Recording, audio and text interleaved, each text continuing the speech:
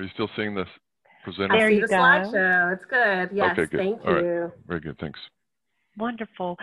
So, Mark, if you don't mind, we can just advance to slide number 3. Okay. And get started with that. Slide number 2 is simply a disclaimer for the good folks that are funding this webinar today. So slide number 3 talks about the role of the judicial leader. As many of you know that are watching or that may watch in the future, is that the dependency courts are the original problem-solving courts, certainly, and that it is our job as judicial leaders not to simply call balls and strikes in court, but to lead from the bench, but in addition, lead off the bench.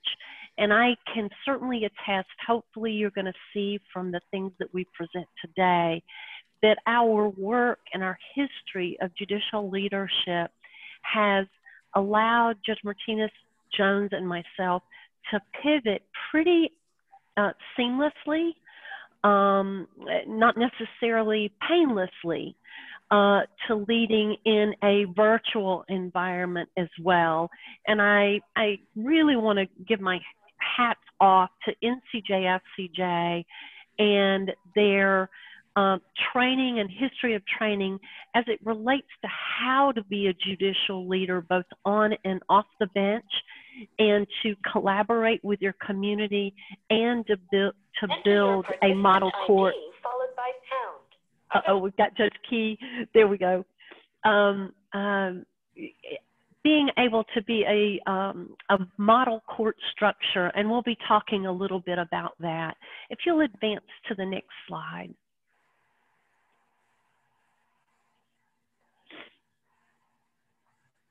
So at the beginning of the pandemic, especially the times that were gonna cause us to shift how we were doing, for us was in March, and I always remember the date because it was in March and it was a Friday the 13th. That was kind of the first date that we started hearing from our governor. We started hearing from our local government about the need to self-isolate and to be very cautious about how we are interacting with each other. And, you know, I had a full docket with children that were in the permanent care of our state agency that day, and I had to make a quick decision on what we were gonna do. And I feel like this was the mantra that played in my head, was just to keep calm and carry on. And one of the first thoughts I had was, is there anything preventing me from having this docket, but not having it in person? Because that was the main issue. And I think being a problem-solving court and having professionals in our community and in our court that work with us that know we do look at innovative approaches. We are a model court, and we're always trying to look at the best ways to work through the situations that come and provide obstacles for really supporting our children and families, that we had a very open mind of lawyers and professionals and advocates who were very willing to hear the court ask, can we hear this whole docket on submission? And so that's when things really started for us. And it was at that point kind of a fly by the seat of our pants that I did an email for every single hearing with all of the advocates on that email. And we started just getting responses on those emails to do a submission docket for this emergency situation that had come up before we got any guidance. But what the really lucky thing for us was, is that we had scheduled a settlement week right after that, which coincided with our spring break. And so we were able to then spend that week regrouping. I shared with Judge Byrne kind of my fly by the seat of my pants thing that we did with the submission docket. We looked at how that could be tweaked in a way to really meet the needs of our dockets. And that's really when this transition started going. We first initially came to a very quick agreement as we were hearing what our local government was saying and what people in the health professions were saying about only essential work moving forward. And it was easy for us to agree that the work that we are doing is essential. The children and the families we work with and their cases that are coming before our court are essential. And these are the types of cases, and this is the type of work that still has to move forward. And we just had to figure out the safe way to do that. And so I think, and I give a lot of credit to Judge Byrne and her leadership in really setting an example. Our message to our community of professionals was, nothing is canceled. This is essential work, and stand by, because we're here to help figure out how we're going to continue this work during these times. And I think that's the thing that really brought some calm as we tried to keep calm and carry on. That brought calm to our field of professionals to understand that the judges understand the circumstances. We're working together, we're coming up with solutions, and we're communicating with them about what the next steps will be. You can go on to the next slide, or if there's anything else, Judge Byrne, you wanted to add. And the only thing, I just wanted to give some context to the audience, because many of them maybe don't have settlement week in their jurisdiction. For us, even statutorily, there are 2 weeks out of the year where our courthouses on the civil side of things are typically shut down for settlement week. And so the spring settlement week is typically when our spring break associated with schools and the like occurs. Typically during that settlement week, there are judicial conferences and those types of things that our state puts on. But also during that week, you know, families take trips and those types of things. This particular settlement week, however, I think Judge Martinez-Jones and myself and our entire team were constantly in the office working on brand new protocols, but we had the privilege and ability to do that during a week when we didn't have cases. So we developed protocols. We're communicating constantly throughout that week how we're going to open up the court the very Monday after settlement week is over. And I will say it took every bit of that whole week for us to figure out what we're going to do, because this was so far outside the box thinking that it was really kind of a, let's put these plans in place and let's see how it's going to work. But it took all of our time and energy that settlement week. Absolutely, absolutely. And so on this slide that's before you, I just wanted to encourage and again highlight the issue of judicial leadership and the tone that the judicial leaders in child welfare and in juvenile justice and in family law, how that tone trickles down to the professionals. You know, since we've been working with the National Council of Juvenile and Family Court Judges as a model court, you know, we are change agents. We are systems change agents, and we take that literally. It is always our job to examine, re-examine, retool, to run our courts in the best way possible, to get rid of old ways of doing things just because that's the way they've always been done, and embrace new ways of doing things, embrace new technology, embrace new challenges. And because I think our judges have that mindset that change is good often, change is just the way we are. I think that culture in our community made this COVID transition to virtual court something that it's like not necessarily expected, but okay, this is yet another change. We're going to get this thing done and let's move forward. So I can't applaud the model court system, the enhanced resource guideline courts, the Project One courts enough for embracing from their judicial leaders with a trickle-down approach of, we can do this, we can do change, and the change oftentimes will bring better outcomes. So don't be afraid of it. So next slide, unless you've got something, Judge Martinez-Jones. I would just say, I think with some of the big shifts that we've done, even with how we set our dockets, and we've done teams, and we've done a lot of changes that were outside the box for our lawyers, but once they went with it, the collaborative part of what we do is huge, because they've had input and they've been able to give us feedback and let us know what's working, what's not working, and we adjust. And that's also built some trust with us as a court, that we are not going to lead them down a path that is going to cause more difficulty and a harder way of doing our work. And I think that trust that we've built with our community of advocates is also a big piece of how we were able to kind of move and shift in a way that didn't provide a lot of obstacles, especially with our advocates. So next slide, Mark.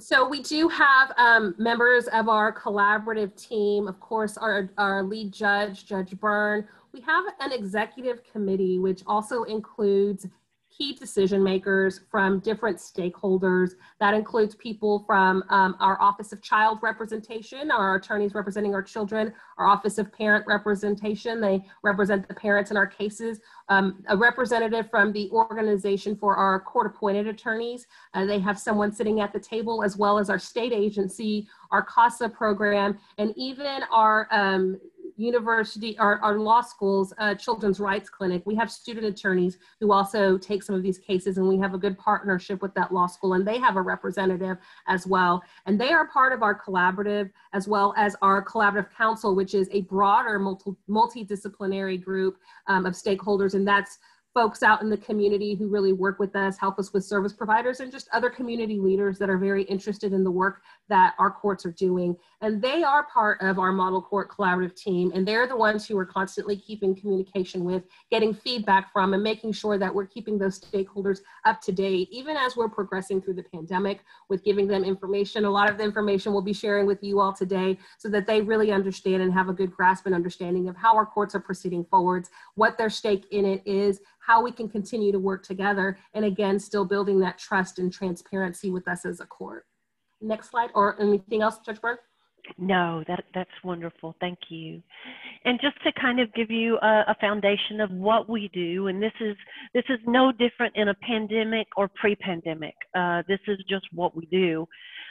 We run our court based on data, reviewing data, reassessing what data to collect, addressing common issues and challenges, and we're going to be talking about many of those today.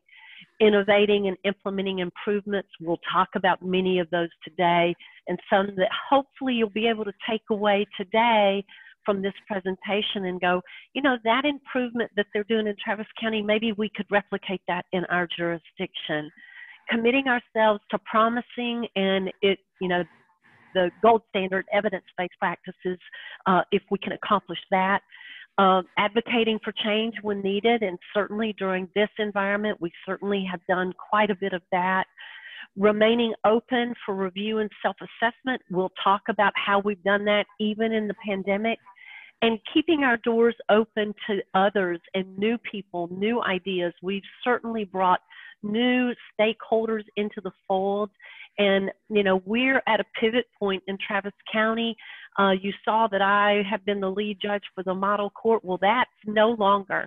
Judge Martinez-Jones is our incoming lead judge. And literally that transition from identifying someone in our community that we felt could continue this mindset of systems change, systems improvement, even after one judge retires or seeks a higher office, as I'm doing.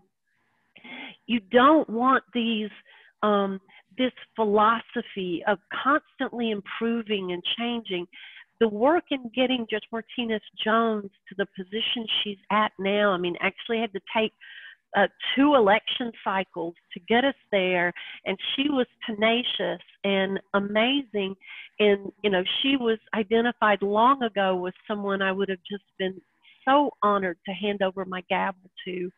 And I am so thrilled that January 1 of this coming year, I am literally going to be able to hand over my gavel and know that the work in this community is going to proceed and be so much better than it's already been through her leadership. And so that work of understanding how to transition your courts for future leaders is something that the NCJ, FCJ has worked with us on, and we've been working on diligently for at least 5 years. And so that's what a model court and its structure does. Anything you want to say on that, Judge Martinez, John? Yeah, and I will say that I think what you said is very flattering. Thank you, and so true. And what I want to emphasize is, especially being a young judge, and especially being a woman of color, it was more that Judge Byrne did for me than just being a mentor. She was really a champion for me. And she did a lot of that through NCJ, FCJ. And then I found myself surrounded by champions everywhere across the nation in an organization that really kept me elevated, motivated, and supported to have the tools to be the best possible judge I could be, and to be able to be in the community, even through 2 election cycles, to show what kind of commitment I would have to this bench. And I encourage, as part of judicial leadership, the pipeline is something that is so important. If we want to continue having quality judges who are willing and able to do the kind of innovative work that we know is necessary in these courts, to not just mentor other judges and lawyers when they're lawyers, right? But to champion them. And that's a big difference. And that's all the difference that is made for me to be in the position now to come after Judge Byrne and continue the amazing work in our model court. And so I do want to emphasize that for everyone. And as part of this collaborative, I want to give a little example. Our Family Drug Treatment Court partners with a local treatment provider that was having a very hard time during the pandemic and was going to shut their doors. Because we were partners and because we collaborated, we held a meeting to talk about what their challenges were, what was going on to have them to close their doors, because it was going to honestly cause a huge disruption to our family drug treatment program, which is really leading more on the preventative side, because our children were going to treatment with their parents. It was a mother and children program. And when we were able to be interested as judges and as partners to this treatment facility, and they were able to hold a meeting with their board and with their funders, they were able to work out a way to keep their doors open. And that is absolutely because, as partners and collaborators, and then as judges, we took the position of, we want to be involved. We want to understand your struggles. We want to see if there's problem solving that can occur.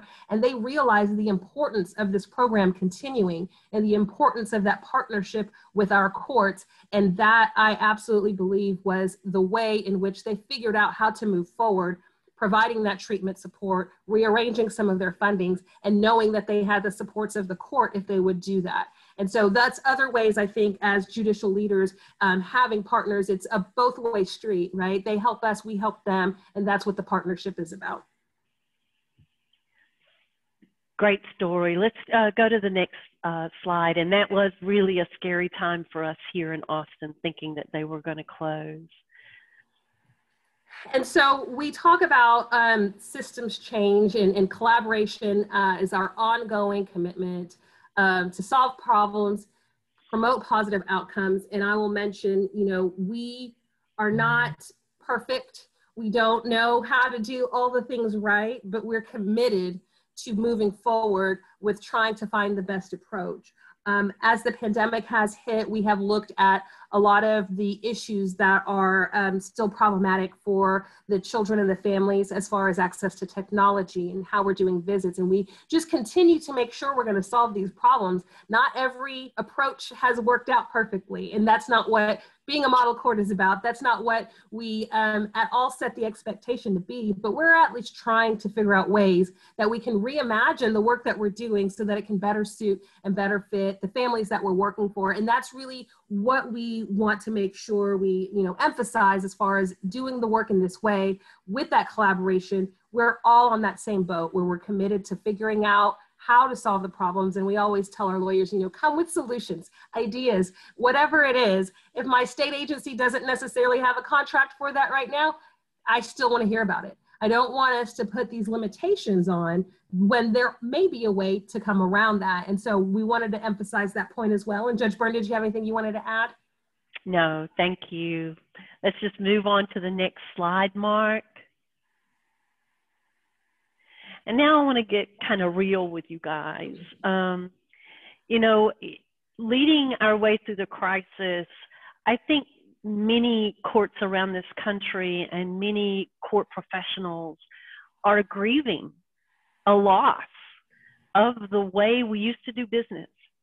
And so this slide is an example of recognizing that we as a nation, as a judicial system, as a family member of my own family, are grieving the loss of the way things used to happen. And sometimes in that grief and loss, you get stuck and you just, you can't figure out your way out.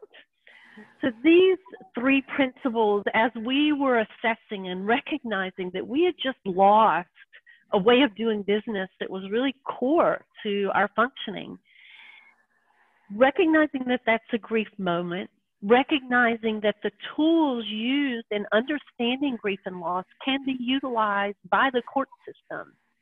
So in evaluating how we go forward and not being stuck in the middle of despair, we evaluated what had we lost. We lost in-person court. That's what we lost. We know we can't go to the courthouse. So, but what remains?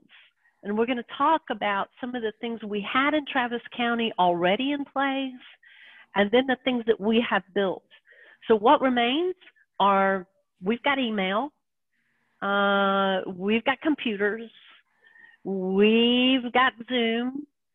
In Travis County, we're fortunate enough to have some IT folks. And so what a judicial leader does is what is possible with what we have, and then how do we move forward with those things that we do have. Anything more on that, Judge? I think that's good points. And I like the thought process. You know, we're always talking about trauma, and we're always talking about a trauma-informed approach. And I think what you said in the thought process about what is lost in grieving our way, we have to reckon with the trauma that we may all be experiencing as professionals, having this transition, having this shift, and even other traumas that may come on that we're not used to, because we are used to exposure to a lot of trauma. We talk about secondary trauma. And I think that's the conversation that we also need to not lose sight of while we're going through this pandemic. And I think looking at the optimistic side of what's possible with what we have is really one of the things that is going to be helpful in how we move forward. Because if we think about being trauma informed, it's knowing what may come, and we have only so much of that to know what to expect, but having a voice in it, right? And that's what we can do when we're talking about what's possible and really thinking about the trauma that we as professionals are experiencing as we're making these transitions. Next slide, Mark. So Judge Byrne touched a bit on some of the things that we already had, and we are very lucky in Travis County to have some technology that was already at hand. We, as professionals and judges, most all of us had laptops we were using very regularly in our email. I will say we had to create some new email addresses, because one of the first things I found out was that there's a whole lot of emails that come to the court when I do a docket by submission. And so being able to manage my other duties through my regular work email, and then having this other email account that was dedicated to submission hearings, which is like my court email, that was very important in order to make sure I stayed just organized and able to be on top of the hearings and address them and look for things that are urgent. We also had the capacity to log on remotely to our county server. And so that VPN has helped us to be able to still tap into our court files, because we do have Smart Bench is what we use for our electronic files.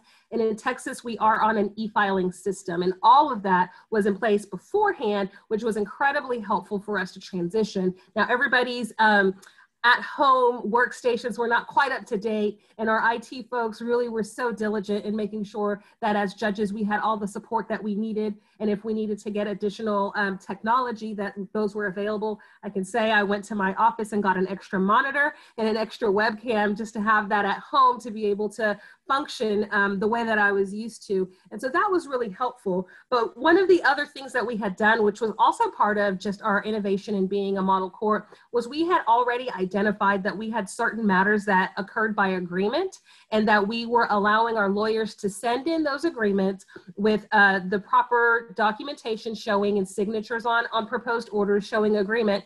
And we were already doing some of our agreements by submission. So the concept for us and for our lawyers to moving things to submission wasn't that far off, because we had already started looking at more efficient ways to work our dockets so we weren't clogging in-person time. We talked about those 1,500 cases that we were around prior to the pandemic. That's still a lot between two judges. Hovering under 1,000 cases is still a lot for two judges. So we were already looking at expanding our bandwidth and how we could work smarter instead of harder. And that submission docket for the agreements was part of it. And it naturally led us into a place where we could better imagine how to do a submission docket for review hearings as well. We also have our appointment system for our court-appointed attorneys that is online and automated with our judicial aides assisting us with that. And they were able, through that VPN, to log into their servers from home to be able to continue doing those appointments and making sure the lawyers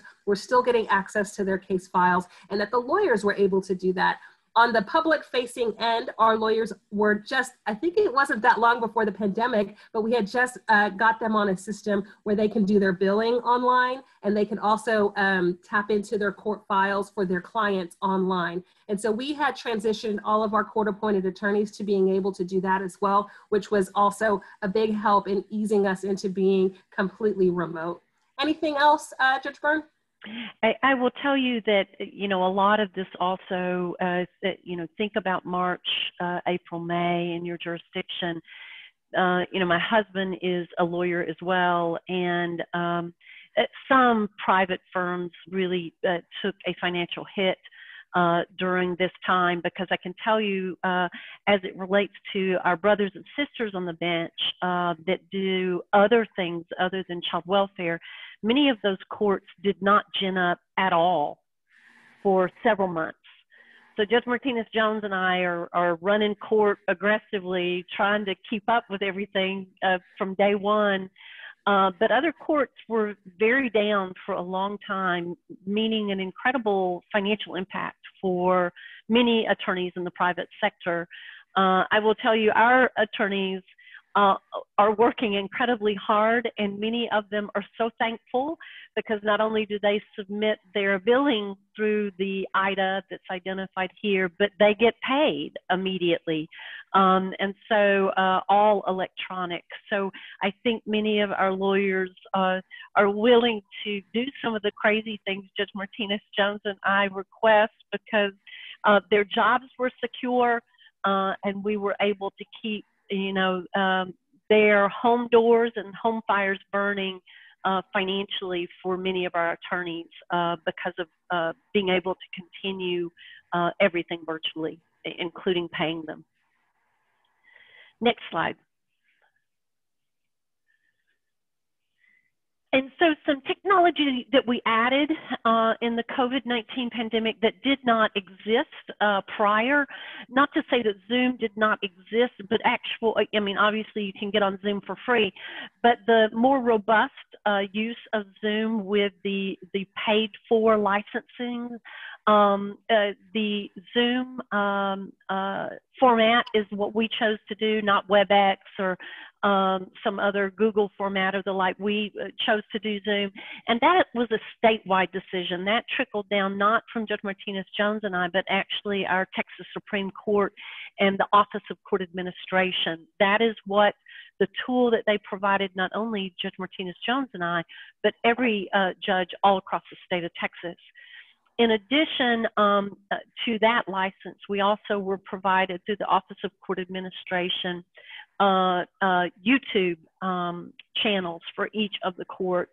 And my understanding is in Texas now, I think we have had over 500,000 hearings utilizing these tools since the pandemic has occurred. Now, that's not just child welfare, but in a presentation just this past week, child welfare is the bulk of that 500,000 hearings that have been done on these formats.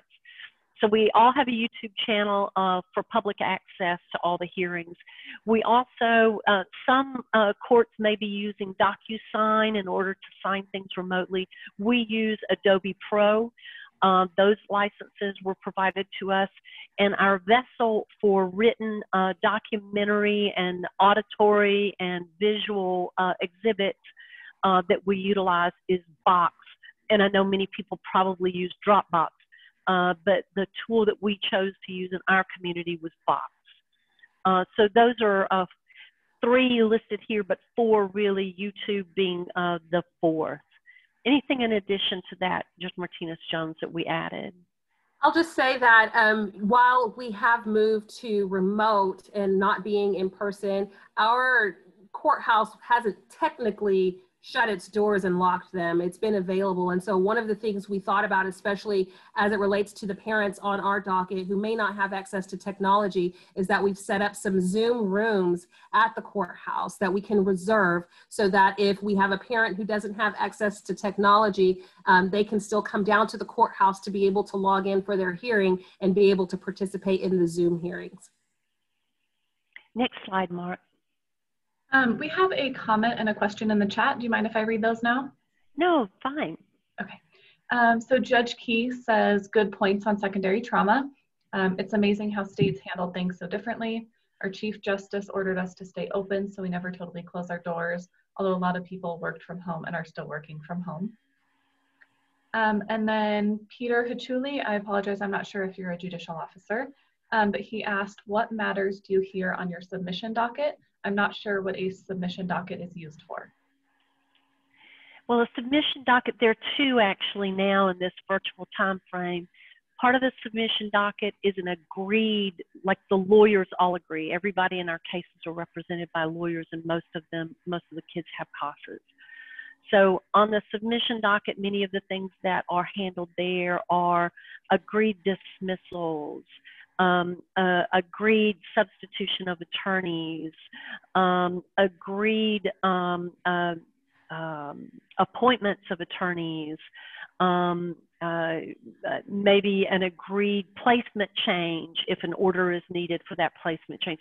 So things that the lawyers have agreed to, that's handled by back staff. I have a staff attorney, and she does a lot of that vetting, and we actually have written protocols of what is can go through that agreed vessel, and my attorney vets all the things that are in there. If it doesn't comport with our protocols, it gets shipped back to the lawyers and says, this is improper for this agreed submission docket.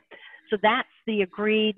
There is now, because of COVID, the 3 ways that we handle hearings are Zoom hearings, we, in person on the Zoom like we are right now, electronic hearings via email, and that can be contested.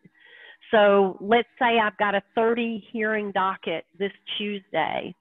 I create an email vessel for every one of those cases, and that email vessel connects every lawyer and CASA for that particular case, and we open up the hearing at a time certain. If it's going to be an email hearing, lawyers are sending in their arguments into that email vessel until the email hearing closes, and we have a time certain for that. All this is in written protocols.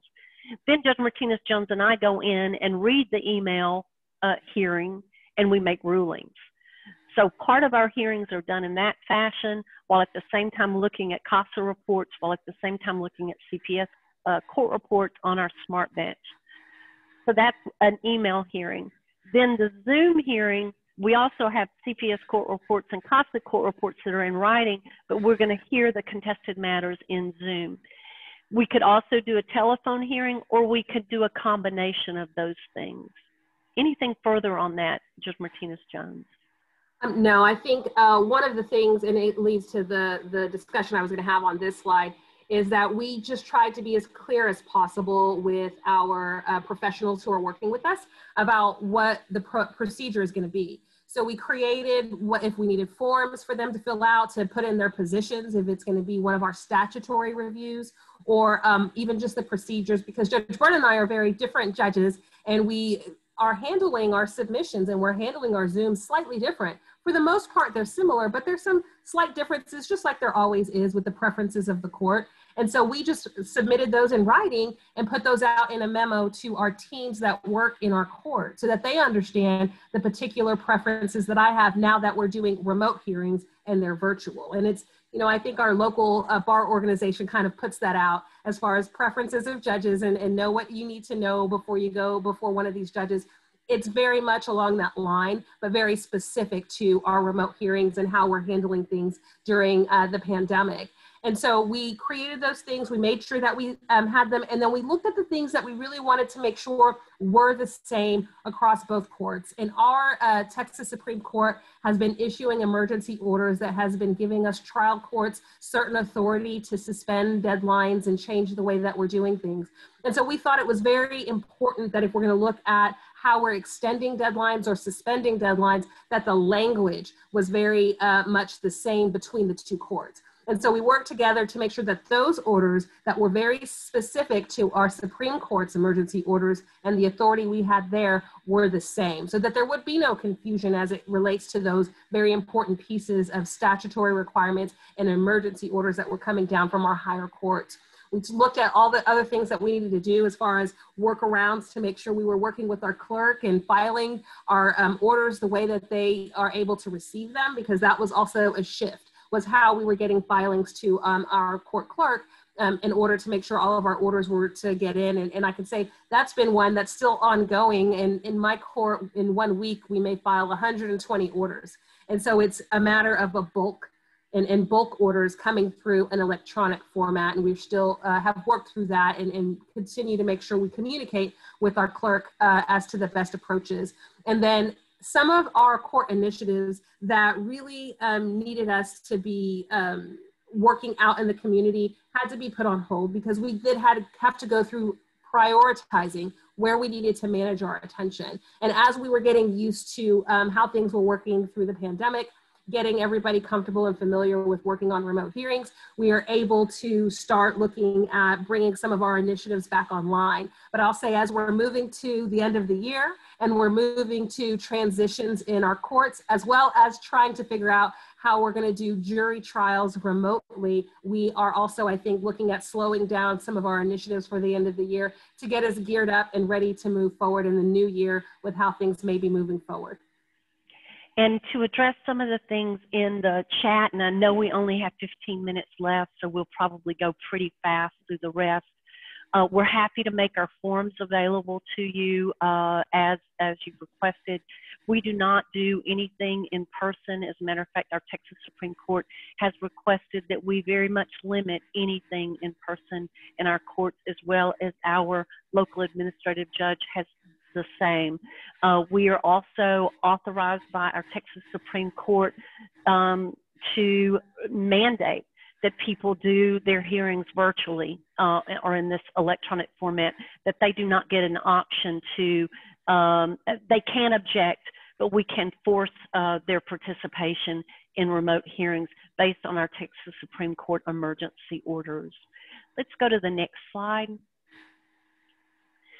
And I'm not going to spend a whole lot of time here. Obviously, all of these things cost money. The Zoom licenses and the YouTube matters were paid for out of state funds through the Office of Court Administration. The other items, including cleaning supplies, extra masks, gloves, plexiglass, computer licenses, have been paid for by a blend of funding. It might be actually our county's existing funds, but the county also sought emergency funding from federal resources for COVID-19 emergency funds. And a lot of the tools that we use at home, like the headset that I have on right now, this came from COVID-19 funds through the federal that our county drew down. Some of our computers at home, some of our second monitors at home, some of our printers at home. It was a blended source of funding that we accessed. access to pay for all these things. Next slide. And so we talked about some of the collaboration and making sure that we're looking at how our roles go, making sure everybody understands that we can't just hang on to how things used to be, but we have to look at what's possible now. And we're also prioritizing administratively, like what are the primary things that we need to do to make our dockets move forward so that we're open to changing our administrative internal processes as well to do just what we really need to. And I would say this last point is one of the most important. We continually check in with our partners to see how they're doing and what their bandwidth is. Some of our partners have needed to say we can't take referrals right now. We're really trying to figure out how to move to a remote process, or if we need to hire up, or we've lost folks. All of those things continue to happen, and it's a continual process of making sure we check in and that we are providing space and grace for all of our partners to be able to do the best work they can do considering the circumstances. Anything you wanted to add, Judge Byrne? No, we'll go to the next slide as we're running out of time.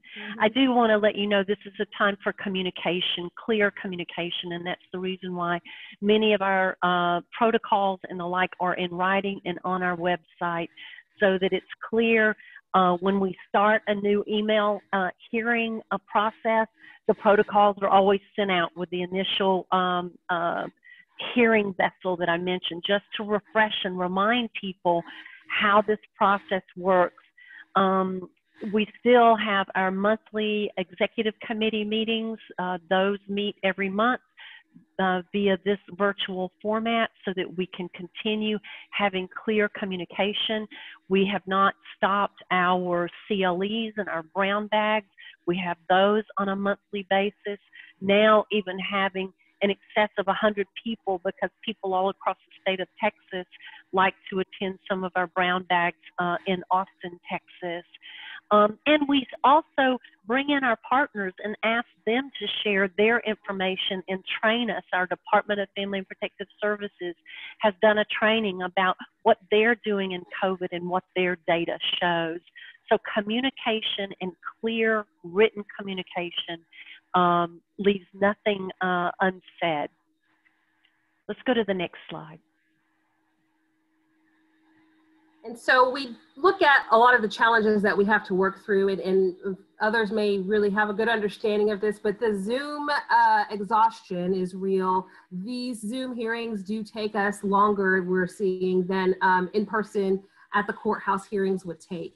Just getting people logged on, getting everybody's audio and video connected, especially with some of our families that don't always have consistent technology, it can be a challenge. And so those are things that we have to work through. We've looked at making sure when we are having contested matters on Zoom that we're taking our positions and opening arguments through submission. And so we have a process that we've outlined for our lawyers to send in their positions early on, send in their opening arguments so that we're not starting with that point. Those are things that don't necessarily have to be on Zoom. And so we are coming to the hearing already have prepared. So if we're talking about, pre-hearing matters, that's part of it. And we're putting as much in place as we can so that we're using the time on Zoom effectively, knowing that it takes longer. And that burnout is so real. We look often at how we need to allocate our workload. I know our prosecutors are experiencing it a lot, and they've brought in some backup to help them from some of the other divisions in their offices that aren't normally on our docket.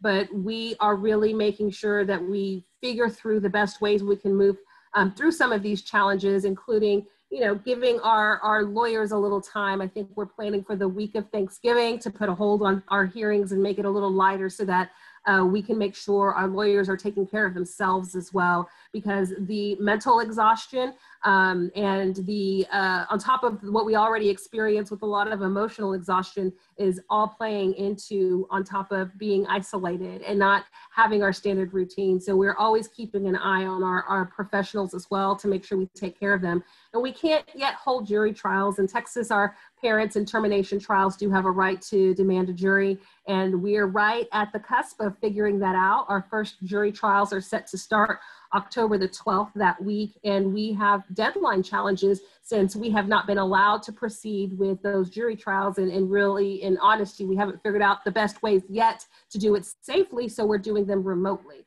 And that's the next challenge that we're coming across. Anything else, Judge Byrne?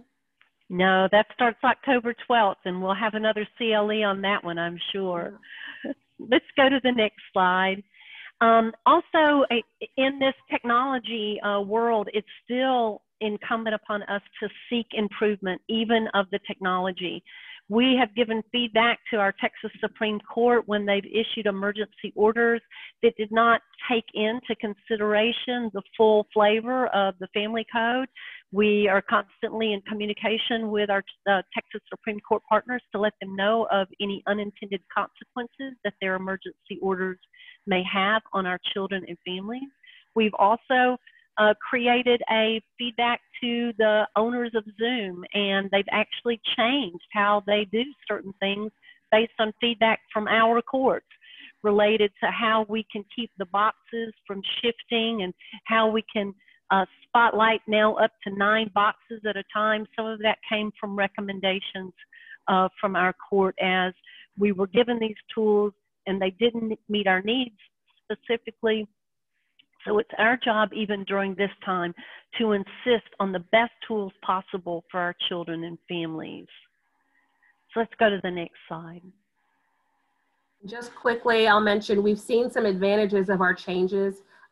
With our virtual hearings, our caseworkers can stay out in the field longer and be able to take care of more of the social work that they're doing. I've had much more availability from my experts who need to testify on our hearings, and that's been wonderful. And when we're doing these continuing legal education, we are able to reach much further and expand the amount of people who can attend. And we had 177 viewers on one of ours at the end of July. So there are some advantages that we are looking at and perhaps hoping we can move forward even when we go back to in-person court. And the next slide. And so I'm going to handle the next several slides. We still are a model court, and it's incumbent on us to have our feet firmly planted in data. So let's go to the next slide. During this time, as you might imagine, our bandwidth was really focused on keeping the children and families' cases moving forward and getting permanency for children and closure for families as well. So during this time, some of our data keeping had to go on the back burner, but then we have been recently able to retool and get back all of the data that we had pre-COVID restored and rejuvenated. So we wanted to make sure, especially in our community, about the jury trials. It's really incumbent on us to know how many cases have we got a drop-dead deadline and we're facing a jury trial and the Supreme Court's not allowing us to go to jury trial until October 1. What does that mean for these children and families, and how are we going to get our jobs done? So next slide. This will show you an example of, at least from March 23rd to July 23rd, the work that Judge Martinez-Jones and I have done in the various types of hearing vessels that we've been utilizing to do our work. I can tell you, I recently got the data on August, and in August alone, between Judge Martinez-Jones and I, we handled 811 matters. 145 of those in August, just August, were Zoom hearings, and 231 of those were actual contested email submission hearings, and hats off to Judge Martinez-Jones. 94 of those hearings were drug court hearings. So it's, you know, all of it's going, all of it's essential. Let's move to the next slide. We did see a dip down in our cases in March, April, and May, as you can see from this slide. However, the uptick is real. It started in June, and it hasn't stopped. July, we have an uptick. August, we have an uptick. In January of this year, I was presiding over about 1,500 kids. Now, as of our latest numbers, we're around 1,700. Some of that is because we've got 30 jury trials waiting in the queue, ready to be tried, and they must be tried in the next 180 days based on our present Texas Supreme Court rulings. So that almost means about a jury trial a week the moment we can start opening the doors. Next slide.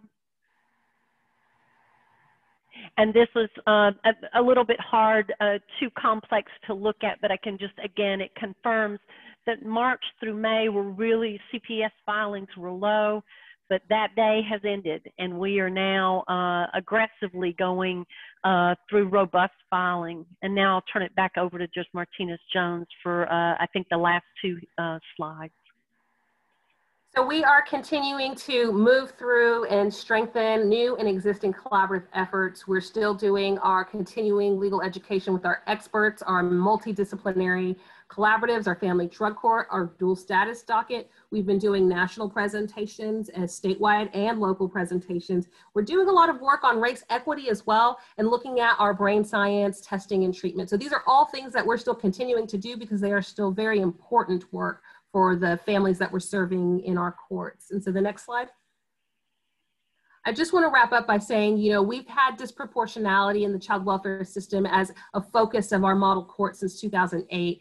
And we do understand the disparities that we have, especially in our community. We initially had some of those meetings on hold on that work, but then it became very apparent due to the pandemic and the disproportionate way that families and children of color were being affected by the pandemic, as well as a lot of the social unrest around national racism, institutional racism, and explicit racism, that we needed to have these conversations. So I've been working very closely with our state agency's disproportionality manager. We've been addressing these issues, not only in our courts, but working collaborative on statewide approaches on how we address institutional racism, disproportionality in the referral process of who gets referred into our child welfare agency. And we're currently working on putting out our statement related to commitment on work moving forward with race and equity. And so we realize some of the work we have to do must continue because it is important and vital, particularly because of some of the things we've seen during these really intense and unprecedented times.